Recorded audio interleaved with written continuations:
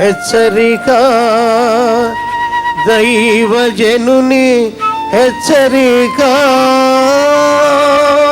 ఈ రోజున చాలామంది గొర్రెలను పట్టించుకోరు, మందను పట్టించుకోరు. వారిని కొండకు తిప్పితే ఇక్కడికి తిప్పి చాలా గొర్రెలు దారి తప్పుతున్నాయి. ఆ కొండ మీద నుంచి ఈ కొండ మీదకి, ఈ కొండ మీద నుంచి ఆ కొండ మీదకి వెళ్ళి చివరికి ఎక్కడ దిగాలో తెలియక ఎక్కడో ఒక చోట ఇరక్కపోతున్నాయి.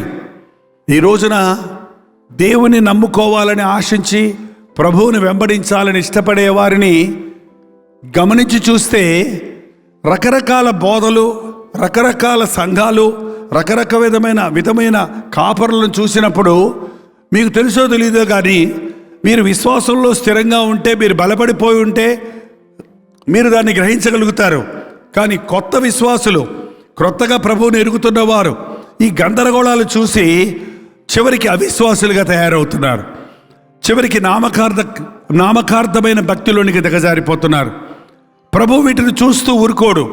మీరు కాయకపోతే నేను కాచుకుంటా, నా మందను నేను కాస్తా, నేను గొర్రెలకు మంచి కాపరిని.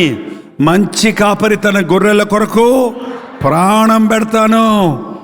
చెదిరిపోయిన వాటిని పోగు చేస్తాను, తప్పిపోయిన వాటిని తరలికొస్తాను. మబ్బుగన దినముల యందు అక్కడక్కడ చీకట్లో ఉండిపోయిన వాటిని చేరదీస్తాను అని ప్రభువే ఈ అంచె దినాలలో బోధకులను, మాలాంటి సేవకులను ఆనాడు మోషే విషయమై చెప్పినట్టు నా ఇల్లంతటిలో నమ్మకస్తుడు అని చెప్పదగిన స్థితిలో లేనప్పుడు ప్రభు అంటున్నాడు, నేనే నా మందను సమకూర్చుకుంటాను, నేనే నా గొర్రెలను చేరదీస్తాను. నా గొర్రెలు నా స్వరాన్ని వింటాయి, నా గొర్రెలు నన్ను వెంబడిస్తాయి, నా గొర్రెలు నేను రక్తమిచ్చి కొన్న నా సంఘాన్ని నేను విమోచిస్తాను అని చెప్తూ ఉన్నాడు. ఒక్కసారి మనం చూస్తే 15వ వచనం దగ్గర నుండి, నేను నా గొర్రెలను మేపి పరుండబెట్టుదును, తప్పిపోయిన దానిని నేను వెదకుదును.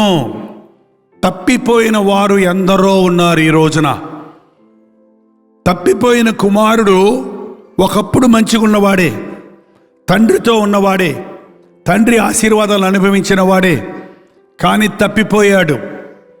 తప్పిపోయిన గొర్రెను వెతికే ప్రభువు ఈ రోజున ఒకప్పుడు విశ్వాసులుగా ఉండి, ఒకప్పుడు ప్రార్థన చేసి, ఒకప్పుడు దేవుని మందిరానికి వచ్చి ఇప్పుడు రాకుండా మానేసిన వాళ్ళు ఉన్నారన్న సంగతి మీకు తెలుసా తెలీదా? మీ ఇంట్లో ఉన్నారా? మీ చుట్టూ ఉన్నారా? మీకు తెలిసిన వాళ్ళు ఉన్నారా? మా సంఘంలో ఈ వీడియోస్ను చాలా కాలం నుంచి తీస్తుండేవాళ్ళం.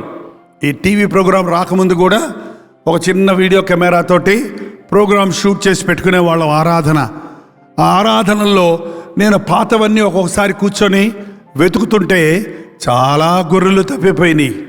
ఆ రోజుల్లో దేవుని మందిరంలో ఎంతో ఆసక్తిగా ఉన్నవాళ్ళు ఈ రోజున కనబడటం లేదు. తప్పిపోయారు, మళ్ళీ పాపంలోకి వెళ్ళిపోయారు, వ్యాపారాల్లోనికి వెళ్ళిపోయారు, సాతాను శోధనలకు లొంగిపోయి జారిపోయిన వాళ్ళు ఉన్నారు. నేను గమనించింది ఏంటంటే, ఒక్కసారి ఒక్క వ్యక్తి రక్షించబడితే ఆ వ్యక్తిని దేవుడు విడిచిపెట్టడం. రక్షణ పోదు, తప్పిపోతావు కానీ రక్షణ పోదు.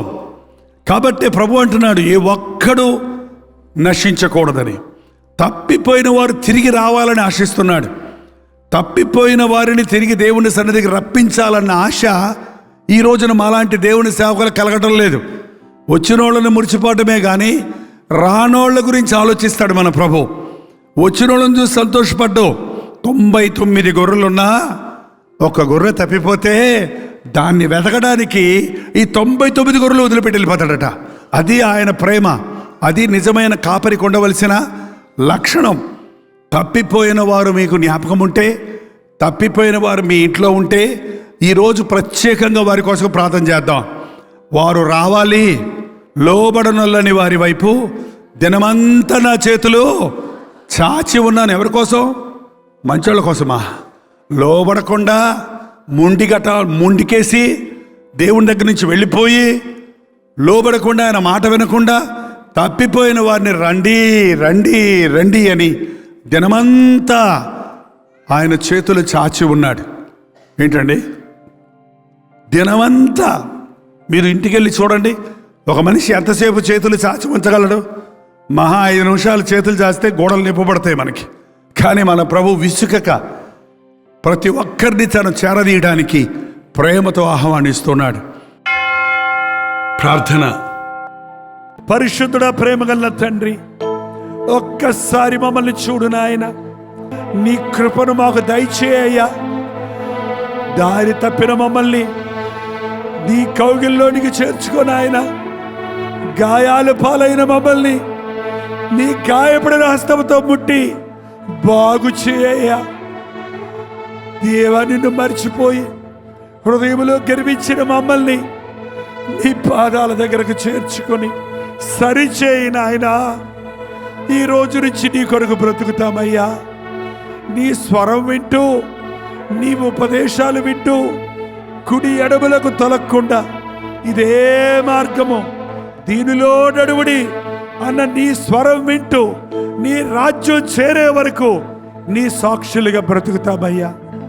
నువ్వు కోరుకున్న మమ్మల్ని, నువ్వు ఏరిన మమ్మల్ని, నువ్వు ప్రేమించిన మమ్మల్ని, నువ్వు రక్షించుకున్న మమ్మల్ని విడిచిపెట్టొద్దయ్యా.